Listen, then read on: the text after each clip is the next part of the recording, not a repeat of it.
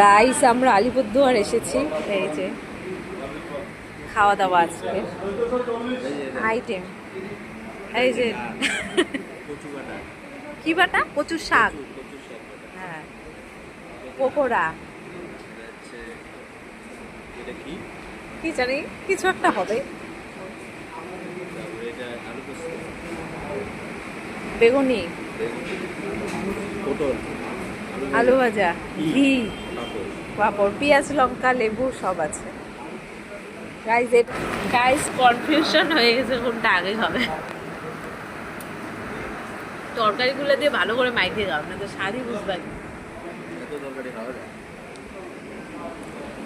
এখন দই, মিষ্টি, চাটনি এই যে খাচ্ছে।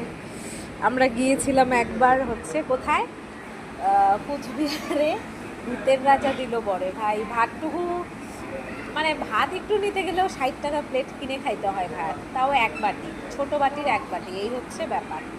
আর এখানে এখানে প্লেট ফাঁকা, পেট ভরে একদম এসে 100 টাকা প্লেট, এই হচ্ছে ব্যাপার। আমার খাওয়া দাওয়া শেষ, এই যে আর খাইতে পারতেছে না, হাত পা ছড়ায় নিছে। মনে হচ্ছে রাত্রের খাওয়া একবারে খাইয়ে যাবে, যাতে রাত্রে কেউ খাইতে না হয়। এই যে